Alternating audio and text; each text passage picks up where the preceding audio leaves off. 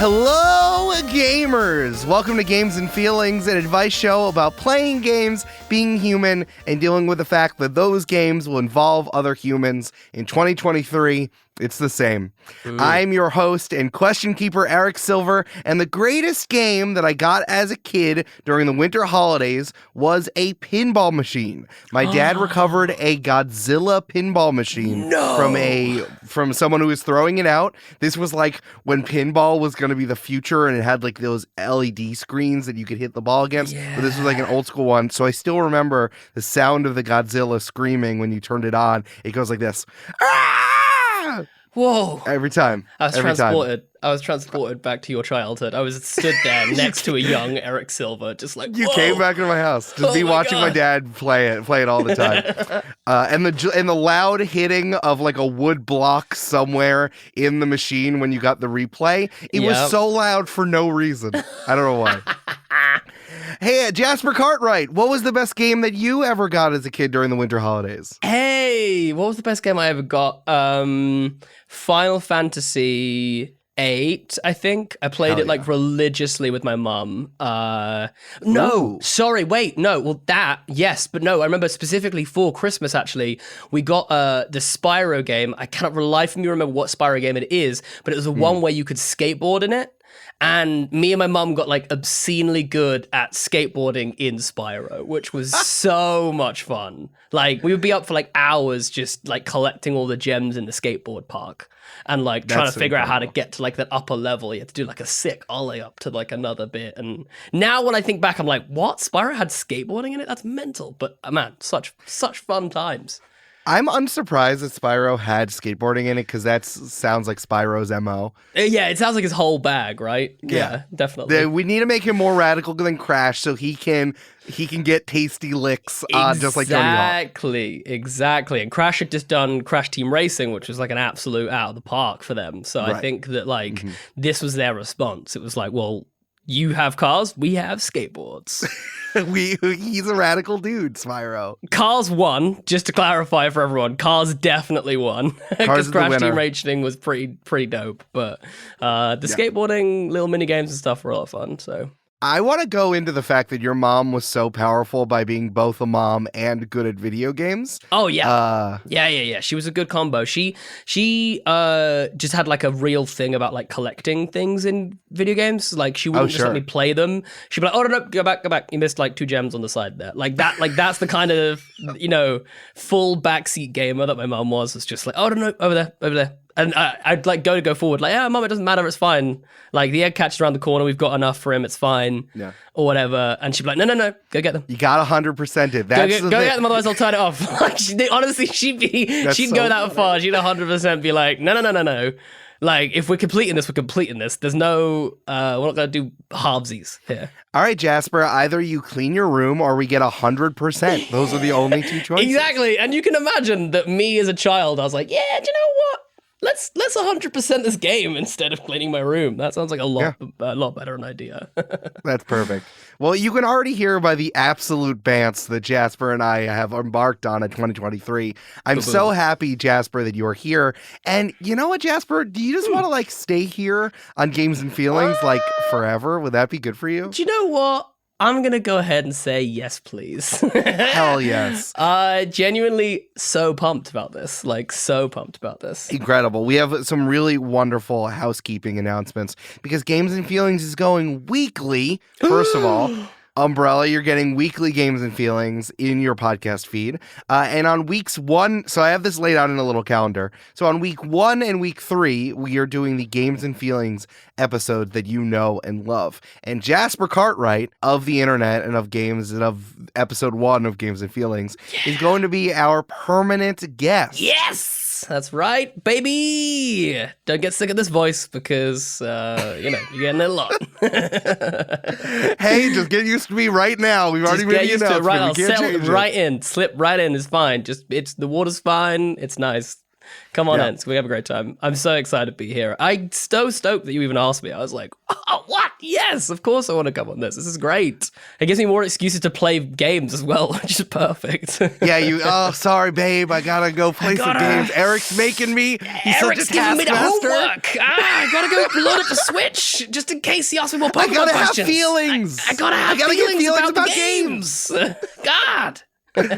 Listen, not only are you making incredible work over at Three Black Halflings and the various other things that y'all do, but like you are also someone who cares about all of the types of games like I do as well. Yeah. Like, the premise of Games and Feelings is about video games, it's about tabletop RPGs, but it's also about board games, it's about sports, and like card games and all these other things. And you also love escape rooms, which is very essential. All about all the games. If there is any like too complete, too win element of something, I'll love it. If there is a more holistic approach to that and it's more about like teamwork and stuff, that's also amazing.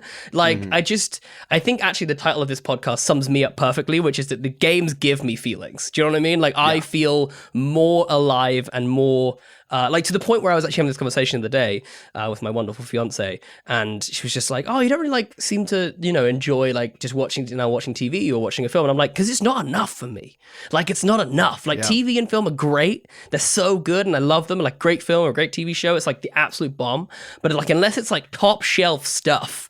It's not enough. It's not enough, like, doesn't bring me in, doesn't get me, hooked. I'm not, like, there on the edge of my seat. Whereas pretty much any game, even if it's kind of crap, I'll give it, like, a good 3 hours before I give up. Like, at least. You know what I mean? I'll really stick with it for a lot longer. TV show, I'll give you 10 minutes. And I'm like, I'm bored. Let's go. Let's move on. But, like, a game, I'll invest time in that game just to see if it gets good. And it's worth it. I'm with you on that. Games will surprise you. Games will surprise you for sure. I want to be surprised. I want to have feelings about this stuff, and we could have a whole conversation about whether that's like TVs and why that's TV and movies' fault, while games are good and you can go to other places like that. But I still have more housekeeping announcements to make. So, like I said, we're doing this revolving set of content now that we're going weekly in Games and Feelings. So, if week 1 is Games and Feelings, and week 3 is Games and Feelings, and Jasper Cartwright is going to be there all the time. Woo! On week 2, we're going to be reviving an old podcast of mine, and we're slotting it into the Games and Feelings rundown outline. Yeah, silhouette. The silhouette of Games and Feelings. We're just going to slot in this extra little thing here to make it look even more dynamic and even more cool. Who's that podcast? Yes, that's exactly it. It's What's Your Favorite Pokemon? And then I say something nice about you. Yeah. This is a show that I started all the way back in March 2020, and it has its own feed. I will send it y'all over there. But I miss doing it. I miss talking to people about their favorite Pokemon. Jasper, you're going to come on and do that in next week, right? I am so excited to talk about this little Pokemon that I'm going to talk about, because it's like such a special place in my heart. Like I genuinely feel like, honestly, I had this conversation with my mom. I was like, I think that my Pokemon is like, when I was younger, was like my oldest and truest friend. So if you want to hear more about that, you got to check out this episode, because I'm very excited. Oh, we're going to get there. Yeah. So Jasper is going to be the first episode of the rebooted What's Your Favorite Pokemon? Like I said, get used to my voice, guys. Just get used to my voice. I'm going to be here. And then on week 4, we are doing main feed episodes of The Replay, which is where Amanda and I talk about advice questions that have been submitted to advice columnists. And they are so bad at games, they give the worst fucking answers. And then we give better answers about Amazing.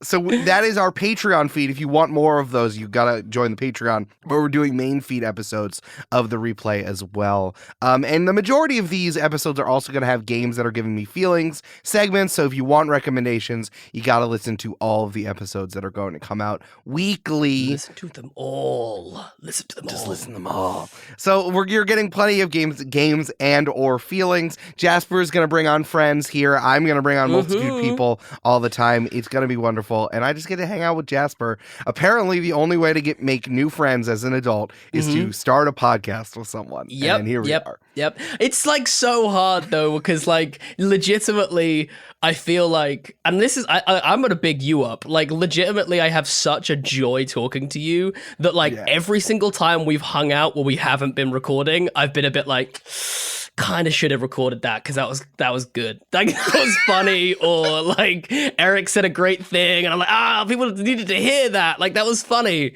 Like, I'm thinking about even the conversation we had when I was extremely hungover, hanging out with you and Amanda, having Korean barbecue. Like, even that was funny. Like, that was the best. And people should have listened to it. Like, that was like, it's really funny now that I've met you and Jeremy in person. That, like, I've just met Jeremy in person at PAX U a little while ago, and like I finally got Jeremy like in the United States for long enough just to hang out with him. So it's nice. Yeah, I felt like, you know, you get context for your friends who are online.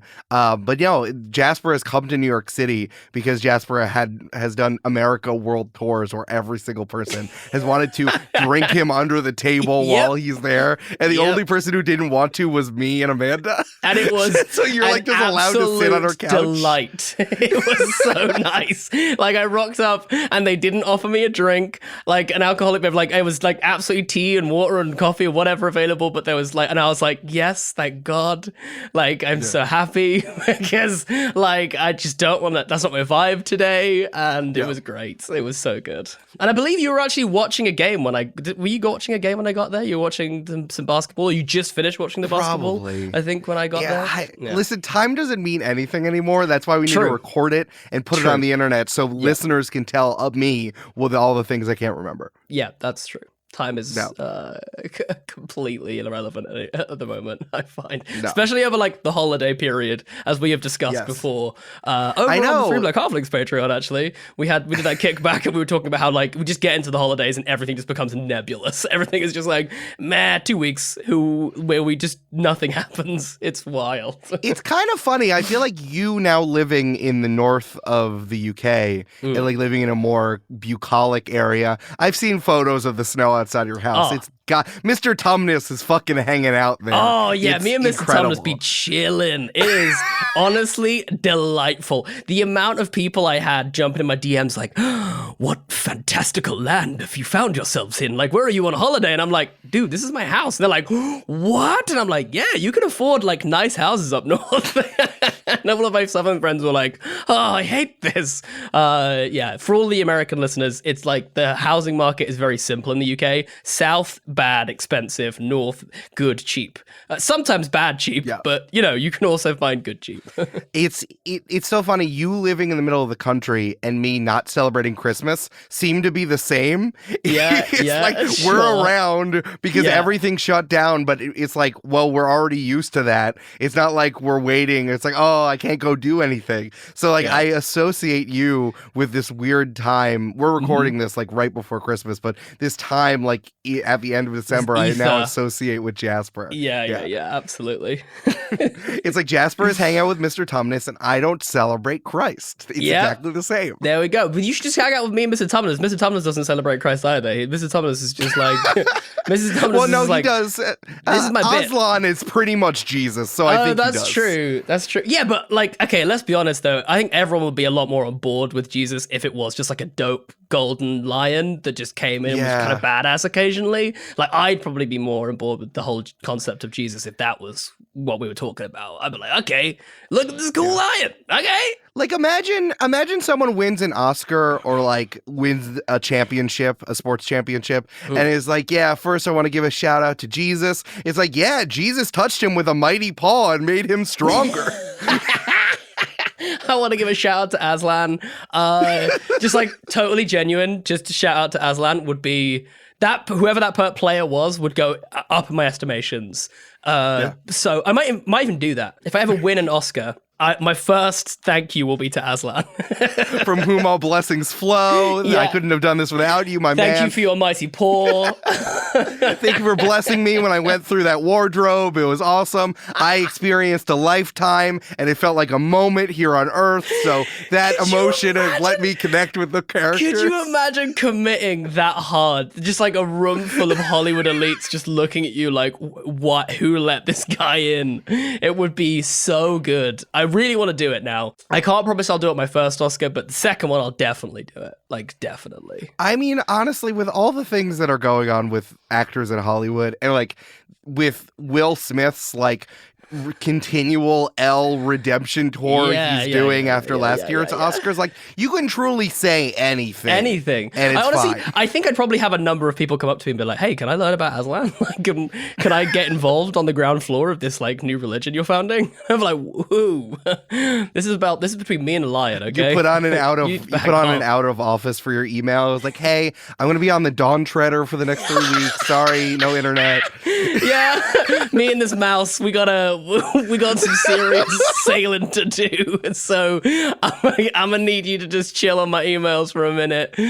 This is my version of Christmas. It's just 2 weeks where I go on the Dawn Treader, and that's it. Yeah. Well, you living in the UK, everyone's gonna be like, oh yeah, he's doing it for Turkish delights. That makes more sense. Yeah, and all the Americans are like, what the fuck are those? That feels like a magical candy. Turkish delights are also fine as well. Like, they're not. This is like such a fine they're just candy. Like marzipan. It's whatever. Yeah, it's fine. All right, so if you have not read all of the Lion, the Witch, and the Wardrobe books, stop the podcast, go read those, and understand how funny we are, and then come back. Because we are. We're really, really, really funny. We're really good. We're good. Oh, yeah, I think also my award should be presented by two beavers as well. That I think that would top it up. Unfortunately, that does not count as your game that's giving you feelings, Jasper. You have to talk about a game. Okay. So we're going to get to that. But to your original point, yes, I mean, we would be doing this even if we weren't recording. But I like that now you need like an excuse to schedule doing this. Yeah. You're a full-time content creator. Like, you were working at the BBC and we were like working. I know that like America to UK times you were doing this after work, but it's nice that like I'm getting your full attention instead of like making sure that you're balancing. I haven't just jumped off of like a full work day a bit frazzled and like, oh, what is happening? Which way is up? Like, I took a couple hours off before this because I was like, oh, I'm working this evening. I can, you know what I mean? It's very, very nice. Yeah, it was a lovely big jump. I've been self-employed before, but obviously the Panini happened, and therefore I was like, I'm gonna just stick to a full-time job for a bit and get my feet under me. But yeah, like, you know, had Big Bad Con over in San Francisco and some other really cool things happen, and I was just like, you know what, now feels like a good time. And honestly, it's been incredible. Like, I was worried for a bit, but I've been doing this for like 2 months, and I am up to my ear holes in work, which is lovely, dude. Which is really, really nice. So, and I think what's exciting is just thinking about next year and being like, hey, what do I really want to do next year? What's my goals? And actually getting to set those out. I feel very privileged to be able to do that. And I'm just stoked. And get to do stuff like this, which is just amazing. I love it. Yeah, absolutely. So it's wonderful you get to be here. Though, much like your job at the BBC, we will be considering whether this is good for the Queen while we're recording. So you're gonna make sure to balance that. Yeah, of course. Like, are we making sure that this is educational for the British audience at the same time? Of course, yeah, we'll absolutely be making sure this is educational to the British audience. And all I can say is just don't show Charles, because he'll probably disagree. King Charles will not show up. Let's see if we can somehow get that Harry approval track. I think if we can get this via Harry and Meghan, I think we'll be okay. I worry about trying to get this through Charles or Will. So hey, now that Meghan's a podcaster, we have a real shot. We got a chance. We got a real chance, honestly. We can go on archetypes, so it'll be huge for us. I'd love it. I'd actually love it. It'd be it's Oprah and then us and then like Tyler Perry right after. And then Jordan Peele or something. Yeah, exactly. I said this to Jasper before, but like, hey, now that I've watched The Crown, I know what it's like to be British. So I feel like I'm really on your level. You have a full understanding, because like the thing that people don't understand is that the royals' experience of life is exactly like every single British person's experience of life. There is no it's in the same way that I imagine that, like, I don't know, like Dolly Parton's life is the life of the average American. You know what I mean? Just like grow up on a farm, get good at music, live the American dream, become a huge sensation. That's like the way every American lives, right? It's the same in England. It's just that you don't grow up on a farm. You're just born into that talent. And by talent, I mean born into that huge bank account full of money. Yeah. No, that makes sense. Yeah. So, which is given to you by some arbitrary thing because apparently like a couple hundred years ago, someone said that God chose them. That's basic. That's what we're looking at. Yeah. I watched Dolly Parton's Christmas special, and I know that the Queen and Dolly Parton both have a magical coat of many colors that has brought her to this moment. So it's exactly the same. It's exactly the same. No. Okay. See, this is what happens. This is good. This is good stuff. All right, let's go to our first segment, which is games that are giving us feelings. Again, this is not about, like, you can go to any of your video game podcasts or Dungeons & Dragons podcasts about what's going on in the various spaces for news, but these are games that we have been playing recently that have been giving us feelings. Jasper, can you tell us the game that's been giving you feelings? And much like LiveJournal, can you assign an adjective to it so everyone knows the feeling that you're associating with it? Yes, I can. I am going to say that I've been playing Detroit Becoming Human. Wow. Yeah, it's like it's a not a recent game. It is a game that was free on the PlayStation Network, and so I was like, I've seen a lot of stuff about this, and was like kind of interested, and so I was like, I'm gonna give this a look, I'm gonna give this a go, and also part of the reason it's giving me feelings is because I'm partly playing it with my fiance. It's quite nice because it's like a very different kind of game to get. Like she's like not really a gamer, and she kind of like understands this because it's almost like a movie as opposed to like a classic video game. Yes. And what it's like, it is giving me, what feeling is it giving me? Like emotional conflict. Yes. I was wondering if you were going to get it. But yes, please tell people about this game and why it's giving you this feeling. So like I think like legitimately, I love the kind of premise and concept of it. I think that for the most part, like performances and stuff like this are absolutely impeccable. Like I feel like I'm watching just like a legitimately great movie at times. Just like some top-notch acting, some like really thought out stuff. And like generally they do a good job within the mechanics. I personally like in just keeping it interesting, keeping it fun in terms of like the actual kind of playing, like having the controller in your hand and doing all of that stuff. There's some seriously weird and like kind of icky approaches to certain topics within the game, which is really weird. Okay, so this is one of the reasons why I brought this up, because I was actually having this conversation with a friend of mine. We were having a little drink in a pub, and I said I was playing it, and he was like, "Oh, that game's super racist," and I was like, "What?" And it was really weird because as a person of color to come to that game and then have like your white friend tell you it's racist, and I was like, okay, let's unpack this, and do you know what I mean? And I've got to be honest, what was really, really interesting for me is like I've got to be true to like me and my experience. I genuinely didn't get this on like the first read, if that makes sense, because it felt separate in the sense that it felt like subjugation, or it felt like, do you know what I mean? Like it didn't feel like the same issue that racism, the same box that racism is in, if that makes sense. Like I felt like it's very close for sure, but it didn't feel like the same box. It didn't give me that same ick that I would get when something, I'm like, oh, this feels like this is coming at me, or do you know what I mean? And so I didn't get that, but that doesn't mean I didn't get kind of an ick from it. Do you know what I mean? It was like there was still like some ways they were handling stuff. Yeah, exactly. And so I kind of read into it all the same things my friend had. It's just I hadn't read into it like that. I hadn't read that into it. But what I did think was really interesting is that I think that I'm probably assigning a lot of credit to a creator who, having done some research, probably doesn't necessarily. It's like, okay, maybe that was slightly misplaced, all this credit that I was laying at their door, being like, oh, they clearly did all this intentionally, da-da-da. I'm like, yeah, maybe they didn't. But what I will say is that I think that removed from that context, I genuinely have been finding it a very compelling game that's been making me really like think about stuff. And even if I do think things are a bit ham-fisted at times, it's still engaging me on a level that's making me think, that's making me kind of like really consider what I would do in this situation, how I would act. It's given me enough choices to make me feel the consequences of my actions and things like that. Yeah. And yeah, it's given me some strong feelings. Like I've really enjoyed the way that it tells a story, and the fact that I feel like I'm making spur-of-the-moment decisions that are having huge ramifications to the story and stuff like that. And for that reason, I'm enjoying it. I definitely find it's a hard one to recommend for a lot of the reasons that I've already outlined. Sure. But like, I think if it's like, if it's something that you personally feel like you can, handle in a video game, then I would recommend it. Yes. I want to say one thing, and then I want to ask you a question about this. Yeah, please. It's extra funny because the director of this game, his name is David Cage. Yes. He is a French video game designer.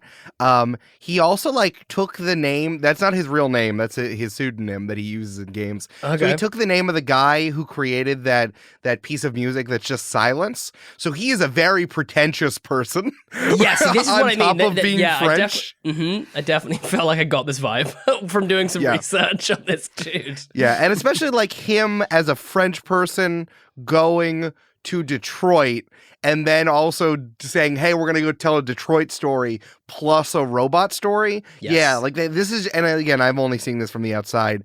Yes, the ham-fistedness, very true. There was a really funny thing I saw that they went to Detroit to look at it while they were making it, and I'm like, oh, this is so weird. This is happening. So it's a real someone, and this happens people from Europe being like, oh yeah, we're going to tell that fucking Black American story. Which is so odd. Yeah. That was another caveat I was going to have as well, is the fact that I definitely don't have an African American experience as well, which I think is definitely, maybe it feels more analogous as someone who's grown up as a black person in America as opposed to a black person in England. So that's a big caveat as to why maybe I didn't pick up some of the other trends and stuff like that. This is just the second sentence of the second paragraph of the Wikipedia page for Detroit Become Human. To research the setting, the developers visited Detroit, Michigan. Period. That's it. They had to specify that. Come on. Do we not know what bare minimum is anymore? Have we got, I think we've missed the boat on bare minimum. People have been getting away with such low standards for a while that the bare minimum is somehow exceptional now. You're making a game set in Detroit called Detroit, and you have to specify that you went there once. You duh. I should hope you lived there for 6 months. Minimum. Come on. Who knows? You're getting paid by a huge, developer or whatever to make a AAA game. This is wild. Here's another thing I just found is that there was a manga spin-off of Detroit Become Human that was set in Tokyo for some reason. Of course. I don't know. Because it's manga. Because it's manga, that's why. Yeah, it's robots. We'll jam that in there. Yeah. The one thing I will say, though, and this is not me necessarily defending David Cage, but this is more me deflecting some of the blame from him onto the studio itself, which is to be look, if you have this game with this premise, why do you have this guy in to direct it? Why do you have this French guy called David Cage? I mean, it's just there's so much about this that I go, why have him? You know what I mean? And that's on the studio. As far as I'm concerned, David Cage is going to make what David Cage is going to make. Whether you agree or you like it or not, whatever, but that's fine. You're the one that's choosing to make him the director of this game. You know what I mean? Yes. You could have gone to Detroit, found a talented game, creator, whatever, and made them the director of this game. It's the other way around, though. It's oh, David Cage, what do you want? What do you want to make? Because I don't know if it was with Ubisoft. I'm just assuming. But it's oh, I want to do robots in Detroit. It's you don't take the idea and then go and find who's best with video games. You take the guy and then he makes whatever the fuck he wants. But I guess whatever he says. I also want to clarify, he probably named himself after John Cage, who made 4:33, which is just 4 minutes and 33 of seconds of silence. He was a very famous experimental musician. Very cool. John Cage, very cool. David Cage, French. Look, the thing is, you are coming at me because I am French, but the thing is, the sound of silence is beautiful, so I'm going to make robots in America, and I'm going to pick a random state. There, Detroit. I love And it. all the choices that you make will be have to show about your morality, and you cannot change it. You will not be able to. Oh my god! Man. Yeah, I thought it'd be a hot topic. Honestly, I thought it'd be Sure. a good, juicy hot topic. It's just, but I think it's also, I think what I really enjoyed about it, and probably where the feelings really came from, is just like, man, it's so funny how if you remove context, like, Yeah. you know, if you don't have the online clamor around something, you know what I mean? And you just come into it cold. Yeah, this game came out in 2018. And Right, there you go. If you weren't, like, I only know this through cultural osmosis from listening to video game podcasts and knowing about it. I've never played this game. So, yeah. well, the thing is, I only know this because I did some acting classes with the guy who plays the main android, like the detective. Oh, hell yeah. And like, I kind of like did some classes with him, and he was just like a super nice dude and always spoke about the experience of working on the game really positively. And so, like, I only had positive, you know what I mean, kind of associations with this game. And I think, yeah, probably gave it a very favorable read. But you know, the gameplay wise, I thought it was okay. I thought it was pretty good, and I enjoyed it. And it got Jade playing video games, which I mean, I'll take that. There you go. How far are you in the game? Or does that even mean anything in this particular type of game? Yes, I think it does. We're like quite far. We're like close to the end, I think. Oh, okay. I thought we'd got to the end and then like the story continued. So that could also be a precursor to we're nowhere near the end and this game is long as balls. Sure.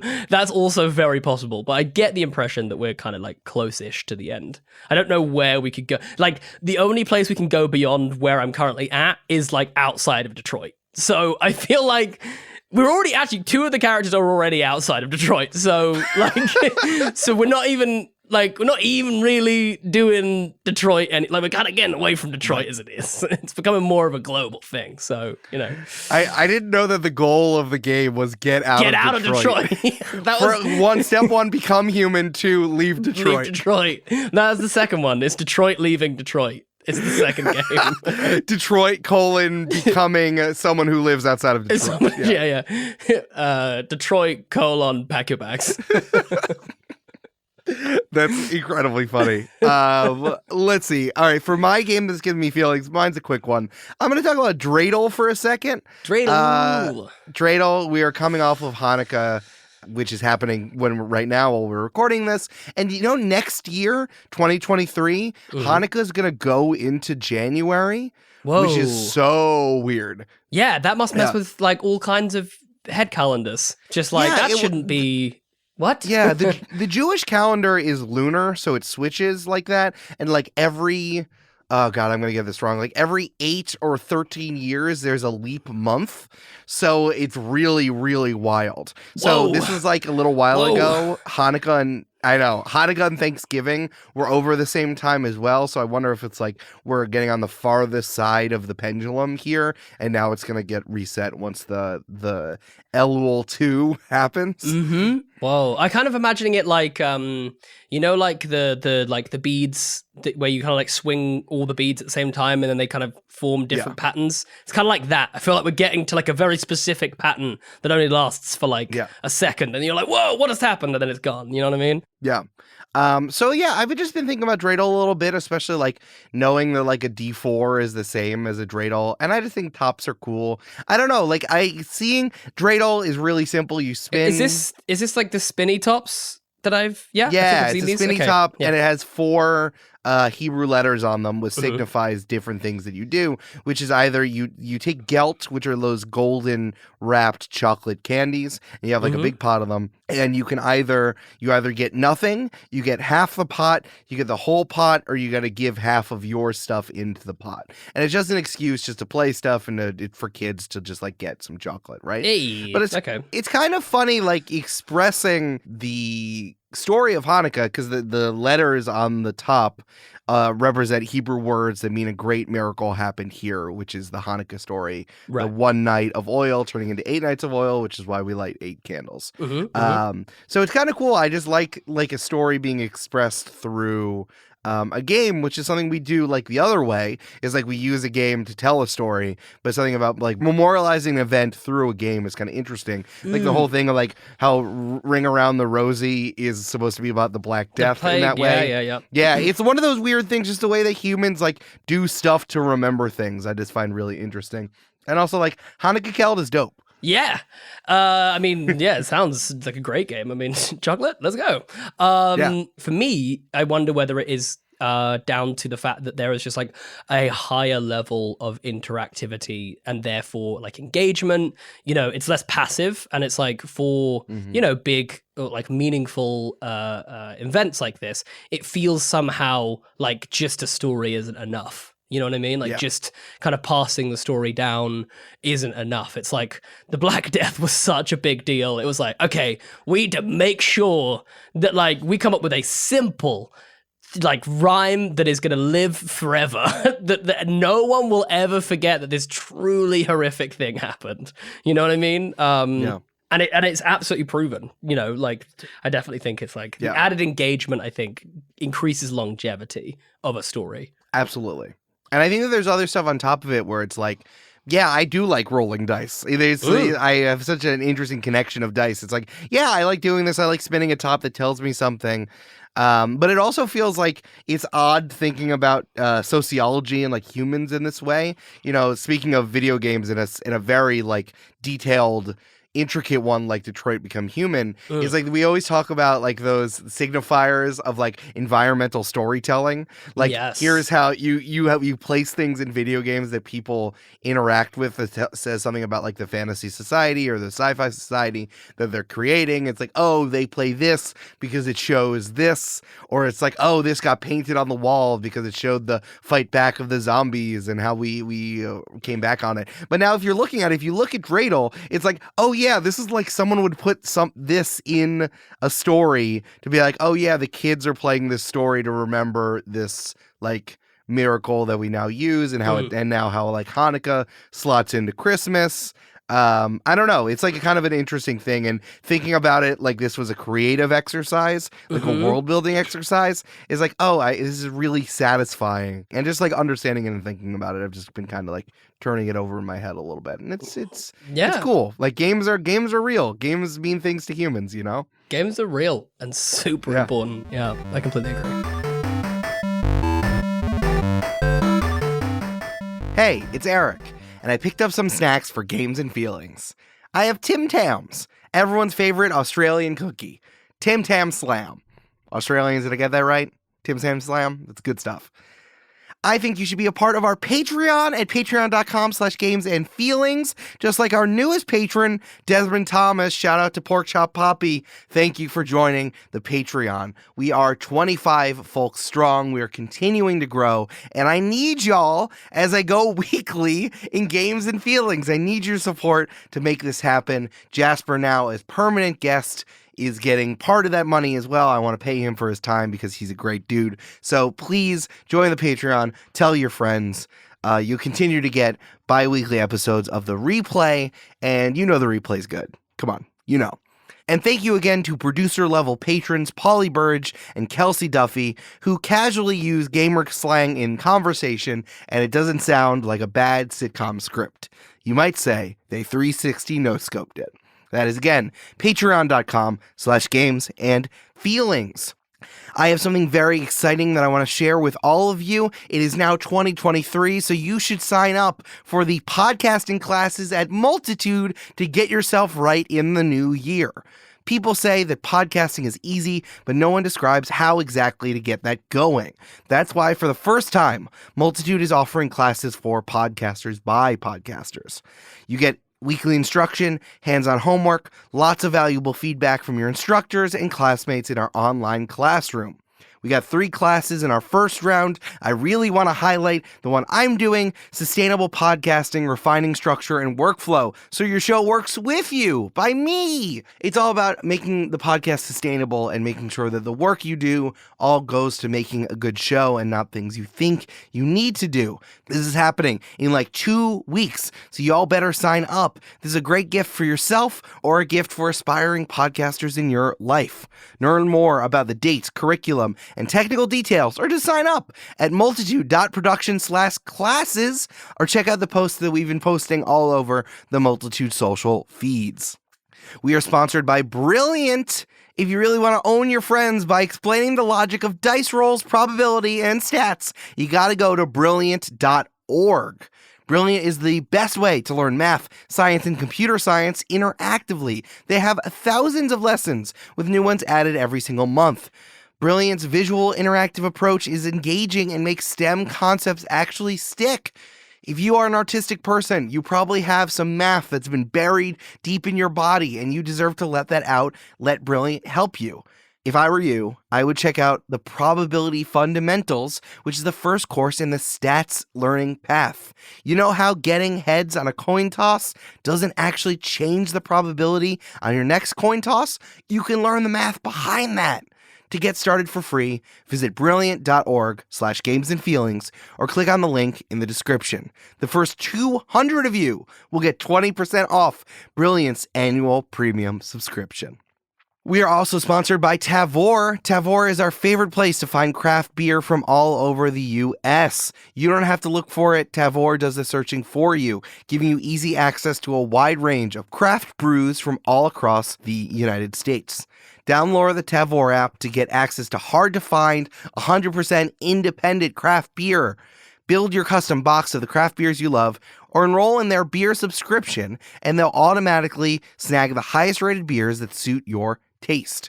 Get your hand-picked beer delivered right to your doorstep for a flat fee or ship for free with that subscription. All you have to do is go to the App Store to try Tavour now. That is Tavour. Use code GAMESANDFEELINGS for $10 off after your first order of $25 or more. Tavour. Tavour. Get cool beers now. And now, back to the games. All right. Well, you want to answer some questions and help some people? I would love to. Hell yeah, dude. I can't promise my advice is going to be any good. No, it's fine. My advice will be very outspoken in my advice, and I will I will stick by it. Like, even when people start writing in and saying, Jasper, your advice is terrible, like, I keep dying or this keeps going wrong, I'll be like, that's fine, keep going. Trust the process. That's going to be my tagline. Trust the process. That's good. No one has ever said that, especially not very popular basketball people. So you're set. Oh, it's fine. That's a very popular football thing right now for my team, Arsenal. There's a bit of a meme. Well, going Arsenal around got it from the Philadelphia 76ers. I'm sure. Just so you know. Of course. Yeah, obviously. Of course. Like, I'm sure that the Philadelphia 76ers are like this history club with over 100 years of... Anyway, don't worry. Yeah, they've been around. They've been around since 1776. They're really important. Ben Franklin started them. It was great. He was point. All right. So as always, these are real questions from real listeners. You can submit them at gamesandfeelings.com/questions. And as always, we're going to give people names, fun, like advice names if they didn't write in with specific names. Mm-hmm. So we got this question. We have a question here, which combines two things that you really love, Jasper: Pokemon and Dungeons and Dragons. Let's go. Can you use Pokemon type effectiveness rules in D&D? When do Pokemon rules apply, and when do they not? This came up when my party was fighting Kraken tentacles, and our DM said Pokemon rules don't work because they're otherworldly beings. But I simply cannot see the world not in Pokemon rules. You gotta punch the dark, because fighting versus dark. Ghosts, and sure. Exactly. Okay. Is it ghosts and dark, or is it just dark? It's just dark because you can't punch a ghost. You can't. Oh, that's it. You can't punch ghosts. Sorry. Yeah. Okay. We can see. That's gone well for me in the past. You also can't punch birds, which is why fighting is bad against flying. Right. You can't punch birds. Because the bird will just fly away. That's a well-known fact. You can't punch birds. Yeah. And this is from I Want to Role Play the Very Best. Pronouns she, her. Okay. I want to roll the very best. This is a really interesting question. Okay, so first of all, I would say, if you and your table are down, enter this agreement when you start playing and go for it, because I think it would be super fun. However, I will say, I do think this probably breaks the mechanics to a fundamental level to introduce, like, if you effectively make anything that is what would be deemed super effective in Pokemon terms, a like crit in D&D. Right. You guys, not only the bad guys, one thing, you guys are gonna get fucked up badly. Like, it's gonna be over quick because there are some bad guys that are gonna have some damage and it is gonna suck. Because I mean, if you're playing like, you're probably all gonna fit into like a fighting class, you know what I mean? Unless you're, do you know what I mean? If you're anything martial, you're fighting. So there's gonna be a handful of things that are gonna be able to wipe the floor with you there. You know, and then if you're a warlock, you're dark, okay, cool. Like, I think there's a lot of things. I think what I'm saying is I think it's a net negative for players.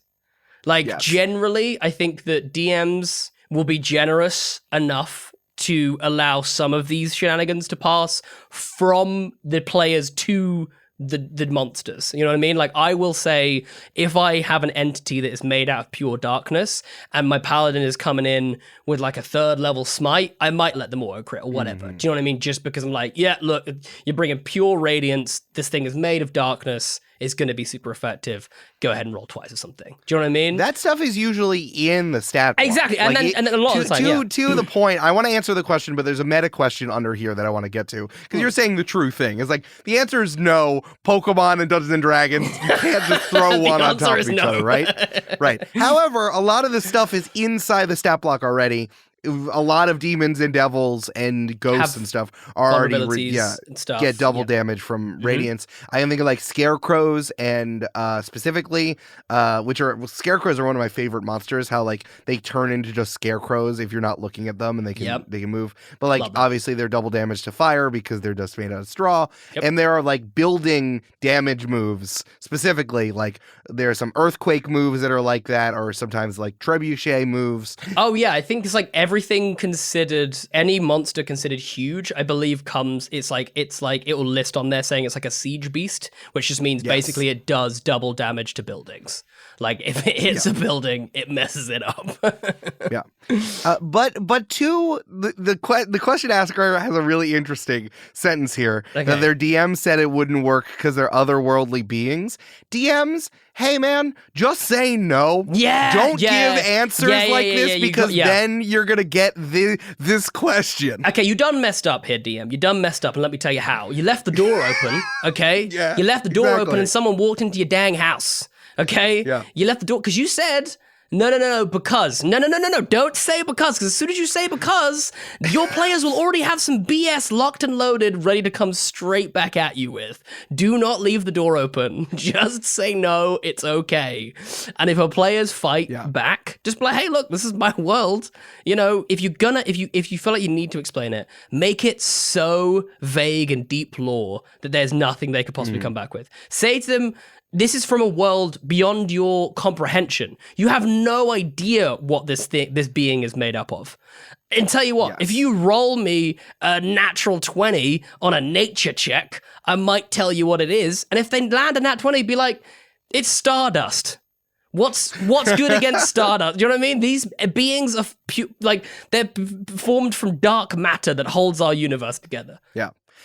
This starts to touch on like what I think people miss from the conversation about like, should I be playing Dungeons and Dragons or any other game, is like these things are underpinned with real mechanics. The main thing about Dungeons and Dragons is how you deal damage to others.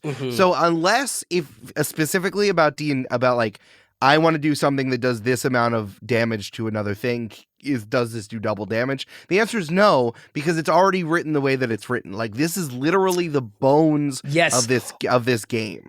You've made me think something as well. Flip the table on this and imagine how buck wild Pokemon would be if you had Dungeons and Dragons level rules, but in Pokemon. Like, if you knew that you had a Charizard, right? And you knew there was a bunch of just grass-type Pokemon just hanging out in the woods. You could just set fire to all the trees. You know what I mean? Like, just if you could be... And then what happens? Like, just all of the Pokemon are fainted in the woods, and you can just go around collecting them all. Like, that's the reason why there are these fundamental core, like, rules, and there are, like, rules of engagement in Pokemon for a reason, because if you could just go out and do whatever you wanted... the world would fall apart. It would not work well. I don't Yeah. think.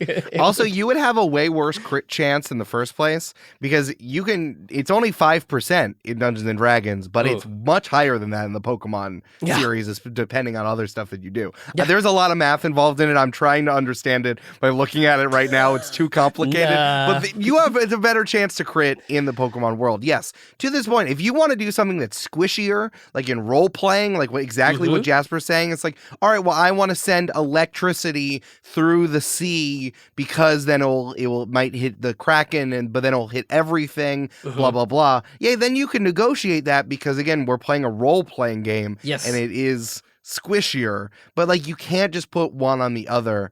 But Jasper, I guess my question about this is like, how do you feel about like homebrew that fundamentally changes what game you're playing?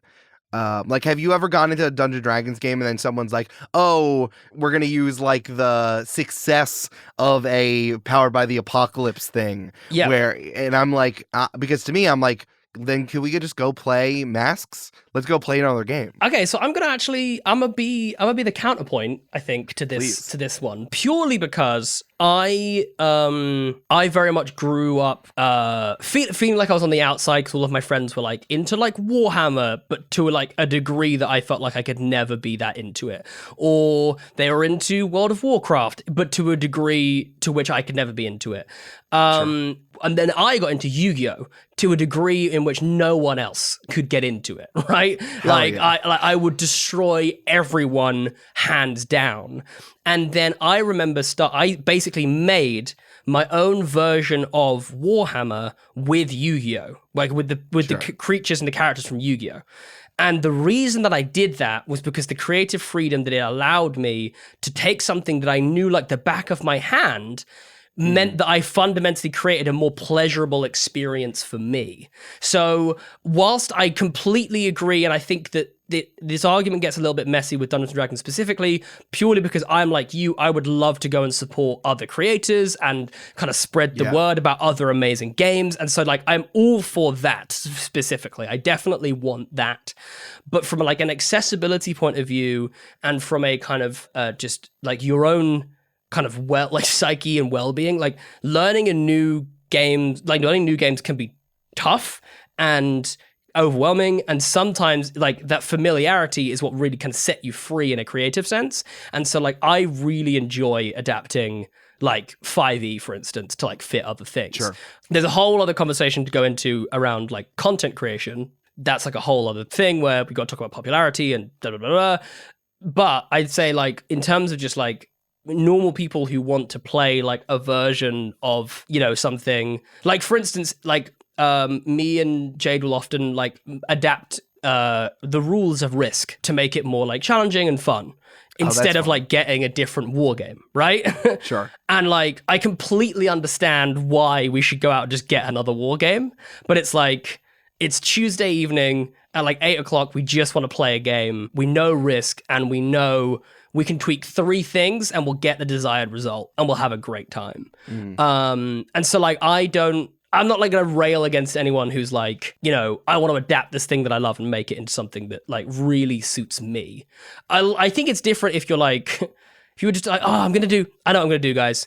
D&D, but like I don't really like combat, and I want it to be like really wholesome and sweet, and I really want it to be like about these cutesy little animals, and I really want them to just like, you know, wander around looking for a home. I'd be like, okay, just pick, here's a book, it's called Wander Home, just go play this one. Do you know what I mean? Like there's a difference. It's that thing though that I think is the line, right? Honestly, the Kaizo like Nuzlocke Risk that you're playing is awesome and sounds great, but like there's some fundamental things about that different games. I'm realizing there are 2 things that once you change them, you're not playing the same game. One, if you're not telling the story that the game is set up for our tabletop RPGs, then you're having an issue. For example, Dungeons & Dragons is used to tell a story that is 1, epic, and 2, has violence. Right? Sure. I think on some level, it's like you can be playing a palace intrigue game or something that's more of a thriller, but ultimately someone's going to get got at some point.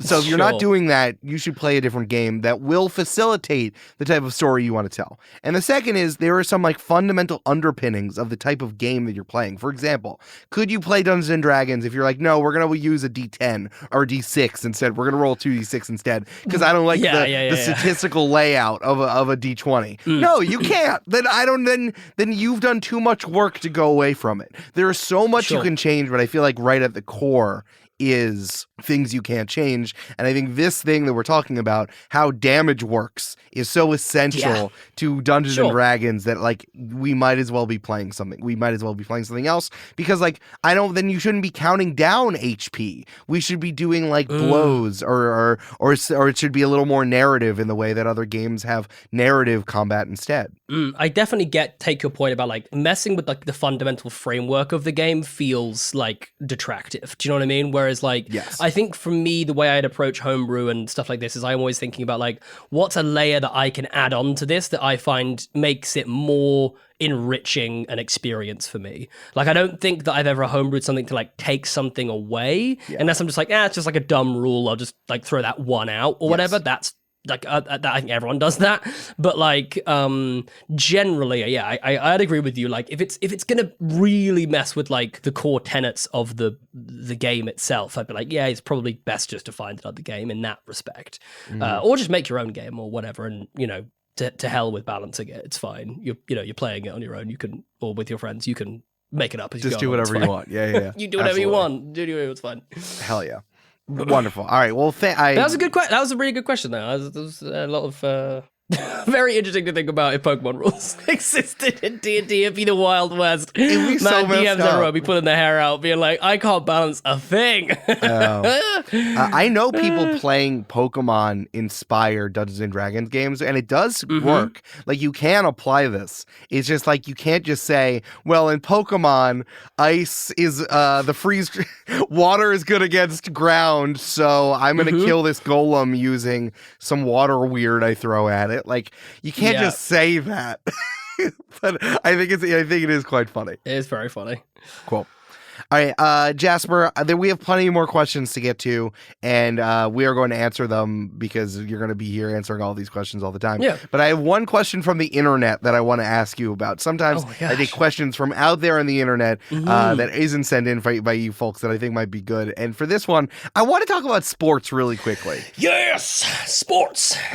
Jasper, you're currently wearing an Arsenal jersey, a soccer jersey, so this is perfect. This one is specifically about basketball, but I think this does touch on some things because the World Cup has just happened recently. It has. And I think that there is some things about figuring out who the GOAT is and why people get so dug into why things are the GOAT. Okay. So this is from our Chicago Bulls on Reddit. This is the subreddit for the basketball team, the Chicago Bulls. Okay. Which is extra funny because this isn't even from an advice subreddit. This guy is having some issues. This is also funny because the user who submitted this, his name is Tottenham Hotspurs with 3 S's at the end. So it's like, how do you like both of these things so much? Wild. Absolutely wild. His name is the name of a popular soccer team in the UK. This sucks. For those of you who don't know. They're not good. They're terrible. And they're also the closest rival of Arsenal, just in case anyone was wondering why I'm so vehemently against them for no reason. All right, so the question here is, my girlfriend's dad is from Cleveland, and every time he sees me, he wants to have a Michael Jordan and LeBron debate. That's the title. Okay. All you need to know if you don't know about basketball, Michael Jordan was and probably is the greatest basketball player of all time, associated with the Chicago Bulls. Yeah. And LeBron is currently playing in the NBA. He's like the modern best player of all time. There's a constant debate about who is better. Yeah, I'm pretty sure the Lakers were like 0-5 at the start of the season, right? They like sucked at the beginning of the season, didn't they? He's on the Lakers now. He's from Ohio, and he won championships for Cleveland. Oh, no, don't wrong. I know LeBron is like legit. I'm just saying, I remember seeing some stuff about the NBA earlier this year and being like, what's happening to the yes. Lakers? Like, seem to be falling apart. The Lakers are so bad. LeBron has been playing in the league for 20 years. He's an old man. Yeah. The point is, that's all the context you need for this very big old man, is though. It's very important to say. He's a large, incredibly talented, very athletic, old man. powerful old man. Okay. It is getting annoying, and one time I told him LeBron is definitely top 5, but nowhere close to MJ. He got aggressive, and I feel like he hates me ever since. He is a huge Cavs fan and treats LeBron as the city's savior. It's just a weird experience. Can someone give advice? I don't know where to post. He's been living here in Chicago for like 20 years. I don't know why he's surprised that we think that MJ is the GOAT. Okay, so first of all, I gotta say, I take it back. Your name sucks, but I love the pettiness. I love the fact that you came in on fire to your stepdad and you were like, look, he's in the top 5. Like, you knew full well that was gonna piss him off. And I love the fact that you came in with that. So first of all, ticks and props for me for going in with a very factual statement that you knew was gonna piss him off. Because if he'd have come in and said MJ was in the top 5, you'd have been furious. Right. It's pretty, like, he didn't even say top 2. Yes, I thought he was trying to be conciliatory, but he's not. And also, Jasper, you said stepdad. I just want to clarify. This is his girlfriend's dad. Oh, sorry. Girlfriend's dad. Okay, right. Yeah, but that's why it's just a little bit more, because you can say whatever the fuck you want to Gary. But not to your girlfriend's dad. Yeah. He's already locked in. He can't do nothing. He can't do nothing. Whereas girlfriend's dad, that's risky territory for sure. Yeah, for your stepdad. He's still got some influence in this here debate that's happening. Exactly. Yeah. If it's a stepdad, it's like Rorschach. You're not in here with him. He's in here with you. The other way, it's very precarious. So this guy, Tottenham Hotspurs, he doesn't know what to do. This guy has been living in Chicago for 20 years. So maybe he's like extra entrenched that like he needs to tell everyone in Chicago that LeBron is better than Michael Jordan. It's really complicated. I just also want to say that none of the responses were helpful. they were all just like, what the fuck is wrong with him? Yeah. So it's like, what are you supposed to do when someone who is important, who you need to get along with, like girlfriend's dad, is entrenched in a sports debate? I know for the World Cup, there's currently like Messi versus Mbappe conversations, and also with Ronaldo was thrown in there as well. Like this is pan sports. Yeah. What do you do when you're in a sports argument with someone else who you need to get along with? Look, I think it's tough because it's an emotional debate, okay? It's hard when people come at you with the same set of facts but just see something so entirely differently. I've had this so many times where I'm like, how have you arrived at this conclusion? What you're saying is nonsense words. Like, you have seen, you're looking at the same, goals per game or, 3-pointers or whatever it is, whatever the stat metric is, and you're getting a different read to me. How is this happening? And I think one of the interesting ones about this debate is, first of all, I think there's definitely a school of thought which is just like, hey, let them be very different players, I do think basketball is different though, because basketball, unlike football, I think football has like a real breadth of like positions. You know what I mean? Like soccer has a broad breadth of positions in the sense that like the world's greatest defender is like a million miles away from what the world's greatest attacker is like. So you really can kind of say like, yeah, they're not really like comparable in that way. Like their stats and metrics are so different. Whereas like on a basketball, like, other than, unless you're, I don't know, like Scottie Pippen or whatever, and like you got a job, you know what I mean? You got a job to do in there, like, and it's very different to everyone. Like ultimately, like you got to score the baskets. Like that's the key here. We got to score the baskets. So there's one direction you go with. This is not the direction I would go with. I'm not a big enough man to do that.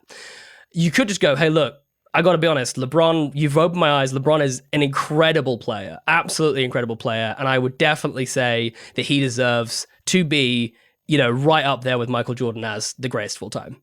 Yeah. And just see how he responds to that. Like, if he's willing to be like, okay, like that's as far as I will ever go. Like in this debate, when I fundamentally don't agree, the farthest I will go is I'll allow them to sit next to each other. Now, what I'd actually do is I'd probably get into like, okay, let's look at like the teams that they were in. Like I think That's what I mean. I think that's where it gets tricky, right? Because you got us but I think that's an important one. I think that's a very, very important one where you got to look at the talent pools in these teams and be like, okay, who's carrying which team here? You know what I mean? Sure. I would say that LeBron had worse to play with. Well, this is what I'm going to say. In a better league. So it's complicated. Yeah, I guess you can. The thing is, I like what you just said is like, hey, we're talking about two of the best players, the two best players who have ever played and touched a basketball. Yeah. We're never going to debate this. I think saying that maybe he thinks LeBron is like number 4 because he's an insane man 100%. On Reddit. Because so like he might not be able to do this. This guy fully thinks that LeBron is like 5th in the world. But yeah, he probably thinks Kobe Bryant's better. It's so fucked up. Like, he doesn't think he's top 2. Otherwise, I think this problem would have been resolved because I think they would have been able to do my first solution, which doesn't seem to have worked. Yeah. I think that this guy has a really interesting opportunity to win points with his girlfriend by just fucking dropping this. I'm sure she hates this. Yeah. And if you just, regardless of whether or not girlfriend's dad receives this, if you make an effort to be like, can we not do this anymore, by just saying, hey, I'm going to ask this guy to choose between love and the truth. yeah, exactly. Choose between your love for your girlfriend and the truth of the matter, which is that Michael Jordan was a better basketball player than LeBron James. Yeah, like, I don't know what are you supposed to do? Love and truth. Like, and also, no one's gonna call you on it. Your boys aren't gonna get in your fucking group chat and be like, yo, you just told Denise's dad that fucking MJ sucks. You're out of the friend group. Like, they're not gonna You just get immediately kicked from the WhatsApp. Just exactly. The second you utter it, they're all outside the window, just like, what did you just say? What did you just say, man? No, was it worth it for Denise? Was it worth it? She doesn't care about your feelings like I do. Like, Michael Jordan turns up at your house and goes, I hope Denise was worth it. And just like steals the MJ jersey off your back. Yeah, and he still has his weird, like, Hitlerish mustache that he did 10 years ago. And his massive, weird fingers kind of wrap around your whole shirt and torso and just sort of throw you. Yeah, he dunks you into the trash can. And he's like, you could stay there. I took it personally. Yeah, I mean, honestly, there are so many worse things to hate someone's dad about. Oh, yeah. That, like, if it's just about basketball, like, I think you can let this one go. Also, I'm gonna be honest, feel lucky. I mean, there's a lot of people out there who do not have a single thing to say to a potential stepdad, and it is tough. Like, I've been in situations in the past where it's like, I don't know. I got nothing to say here. Yeah. You know what I mean? Luckily, not now. Like, my fiance's dad, like, we can do the football chat. Perfect. This is ace. We'll stick to this. Is perfect. But like, man, I've had it. But in the past, like, count yourself lucky that you can even have a debate. You know what I mean? With this man. But definitely, probably at some point, just give it up. I think it's also especially tough that they live in Chicago. You know what I mean? It's It's like he's literally he's like, I know that 99.99998% of this whole place that we're in will agree with me, and you're the leftover bit, just you. Yeah, like, if this is his personality, not only you're not gonna win because he thinks a different thing than you do, he's not gonna win because this is his thing. This is his whole thing. This is like if you try to tell me Avatar was a bad movie, I'd be like, okay, it's not, but like, okay. You know what I mean? Like, it's just not gonna happen. Like, we'll just fall out. It's fine. You can't date my daughter now. You know what I mean? That's how. Yeah, I love those blue Pocahontas guys. They're there we go. Best. There we go. Don't say Smurfs, or I'll stop this recording right now, Eric. I'll turn this. I won't. I would never besmirch Big Jim on this podcast. Exactly. You can't come for Big Jim. Big Jim is my Lord and Savior. Well, this explains why Jasper had 3D glasses on this entire recording. Yeah, because I've just got back from the Way of Water, and I'll be going back for my second screening as soon as this podcast is over. The re-way of water. The re-watering. Yeah, the re-watering. Jasper, I'm so happy that you're here. I'm so happy that we get to do this. And that's it for another episode of Games and Feelings. Yeah! Jasper, please do your first of many plugs here on your second of many plugs. My here second on of many plugs. I just want to start by saying that I'm just so stoked to be here. Like, it's such a fun conversation, and it is genuinely something that, you know, I do think about a lot. You know, the way that we interact with games. This is a fantastic medium, which I think is only going to become more and more prevalent in society as we see, you know, the gaming industry overtaking Hollywood and all these kinds of things. So I think it's an amazing time to be a gamer. I think all of you youngsters out there, you don't know how good you got it. I've been thinking back about some of the old games I used to play and thinking how I've managed to fill in so many pixels with my imagination because those games looked so bad. So I'm just really excited to reminisce about a lot of those games, and I'm excited to talk about some sports for sure. And yeah, I'm just very stoked to be here. So thank you all to the audience of this wonderful podcast for having me, and I'm excited to be here. And if you like me, and if you liked my ramblings about nonsense and spicy takes about people from Detroit and robots, then you can find me on all the social medias at JW_Cartwright. I have another podcast. I have a couple new podcasts which are starting very soon, but I'll go ahead and shout out the main one, which is 3 Black Halflings. You can find us on the number 3 Black Halflings. And yeah, just keep it on my socials and you'll see all the stuff that I'm doing and I've got coming up. It's a fun old time, and yeah. Thanks for having me, Eric. I'm excited to be here. Of course. So happy to have you. Please find me all over the internet at L_Silvero, EL_SALVRO, my name if I was a Lucha Libre wrestler. And you can find the show at Games Feelings, N, like linens and things, because we couldn't get the whole thing, all over socials. Remember, you can submit questions by going to our website, gamesandfeelings.com/questions. And you can support the show at patreon.com/gamesandfeelings, where you can listen to the replay. And you can see the links in the episode description. We're going weekly, y'all. We will see you next week. Thank you to Jasper. And remember, the instruction manual doesn't have anything about feelings. Yeah.